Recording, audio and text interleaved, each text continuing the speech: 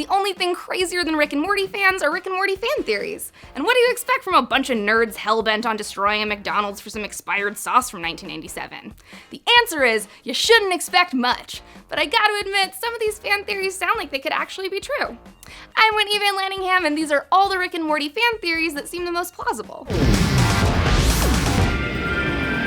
The first theory we're gonna delve into is the one where the evil Morty from Close Rick Counters of the Rick Kind and Tales from the Citadel is going to succeed in his plan to download Rick's brain and use his enhanced mental capabilities to inspire the other Mortys to turn against all the Ricks. If you're anything like me, you probably don't remember every episode of Rick and Morty because you were stoned as balls when you watched it, so let me recap these real quick. In Close Rick Counters of the Rick Kind, evil Rick and evil Morty kill a bunch of Ricks in other timelines. The Citadel of Ricks, of course, blames Rick C-137 because he's the total worst, and it's up to him and his Morty to find the real killer and clear Rick's name. I know that's confusing with all the Ricks, but that's why the good Lord invented subtitles. In Tales from the Citadel, Rick and Morty C-137 go to Atlantis, so the episode focuses instead on what's been going on with the freshly collapsed Council of the Ricks. A Morty runs for president against a bunch of random Ricks, gets shot, wins the election, and turns out to be evil Morty from that season 1 episode. Okay, now we're all caught up. So, Reddit user Platonic Sex Fiend, God, why do they make me read these people's usernames? Posted a fan theory that evil Morty has a master plan to systematically overthrow the remaining members of the Council of Ricks by convincing the Mortys to rise up against their oppressive Ricks. Platonic Sex Fiend, God, what does that even mean? Predicted back in season 1 that this would be the through line for the rest of the series, and so far, he hasn't been wrong. In the first scene, we see evil Rick and evil Morty bust in on another dimension's unsuspecting Rick and Morty, immediately killing Rick and stunning Morty. There's our first clue! If evil Rick and evil Morty just wanted to kill, they wouldn't single out the Ricks and leave the Mortys. Most Ricks don't even like their Mortys. And that's why it's probable that evil Morty is stealing those Mortys to start resenting and rebelling against all Rick kind.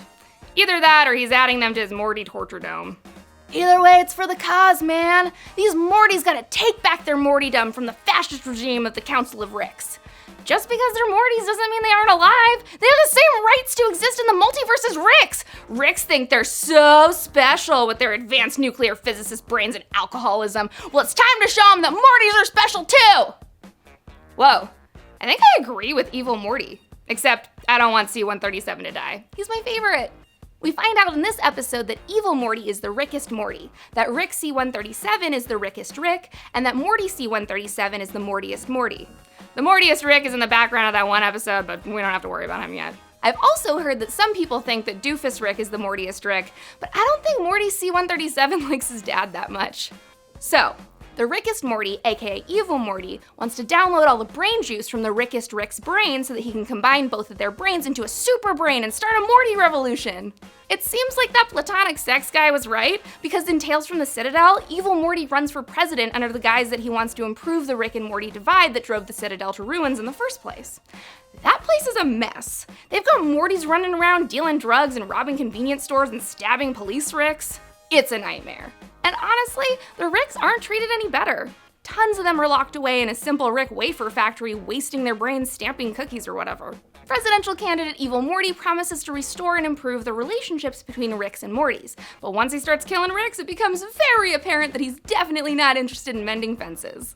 His campaign manager tries to warn the Ricks that their new president is actually Evil Morty, but they shoot him out into space and he dies like George Clooney in that one space movie he did with Sandra Bullock. As he's floating in the abyss like Mary Poppins Carrie Fisher, we see a photo of Evil Morty standing next to a robot Rick with his head split open, further confirming that he controlled the evil robot Rick from season 1, and that he's fully capable of doing it again. I think it's super plausible that Evil Morty will find a way to organize the Mortys in revolt. He's more Rick than he is Morty, and he was clearly intelligent enough to program a robot Rick to do his bidding. He's charismatic, a great speaker, and truly sounds like he has the best interests of Ricks and Mortys in mind. He's basically serial killering his way into a total multiverse domination. Alright, this next theory is pretty short, but I still think it's important. Remember the pilot episode where Rick makes Morty smuggle the megaseeds from Dimension 35C and his butthole back to Earth C-137? The megaseeds in Morty's butt make him super crazy intelligent for a little while, but after they wear off, he's a gross, drooling people puddle on the floor of the lab. This fan theory from I Give Free Tickles on Reddit suggests that maybe Rick isn't an alcoholic, and the liquid he keeps drinking out of his flask is actually megaseed juice. Way to reframe the part in Harry Potter where Barty Crouch Jr. drinks Polyjuice Potion every day for like a year so that he could pretend to be Mad-Eye Moody, guys. Obviously, Rick is super smart, but the megaseeds would enhance his already hyper-intelligent brain. The drooling that Rick experiences is the effect of the seeds wearing off, and he has to constantly drink out of his flask to keep himself from coming down. But wait, what if there's a better theory for why Rick needs to drink the megaseed Polyjuice Potion? What if Rick C-137 isn't the real Rick? What if he's a decoy Rick that lost his original family in another dimension and simply joined this version of his family in this dimension? If you put down the bong and actually pay super close attention to each episode, you notice that certain things Rick C-137 does and says just don't match up. For example, we know that Rick and Beth were estranged for 20 years and that he recently re-entered his daughter's life. So why does Rick have flashbacks of himself holding baby Morty in Close Rick Counters of the Rick Kind? He wouldn't have been around when Morty was a baby according to C-137's timeline, and should therefore have no memory of holding his grandson as a baby.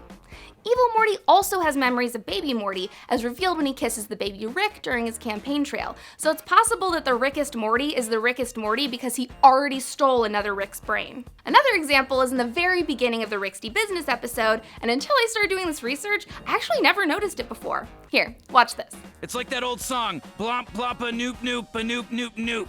You guys know that song from Tiny Rogers? You never heard of it? Did you catch that? The song he's referencing is actually Tutti Frutti by Little Richard, and the opening lines are like, a wop bop a loo bop a wop bam boom, but Rick sings it like, glop glop a noop noop a noop noop noop, and says that it's by Tiny Roger. This Rick obviously grew up in a different version of the 1950s than the one our dimension lived through. Although I really like the sound of Tiny Roger a lot more than Stuart Little. Or Little Richard. Sorry, I get this guy's mixed up all the time.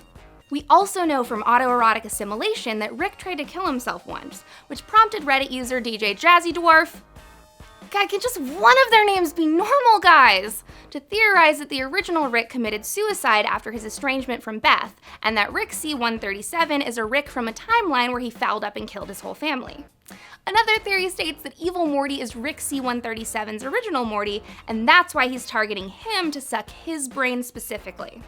If you watch the opening credits of the show, you'll notice a dimension on a planet where Rick abandons Morty and jumps into a portal to save himself.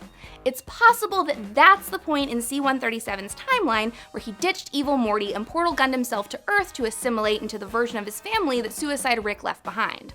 Whoa! So what do you guys think? Do any of these theories sound like they could actually be true? Or are Dan and Justin too crazy and unpredictable to ever say for sure what's gonna happen in upcoming seasons? Let us know in the comments below and click to the left of my face to watch more of my videos.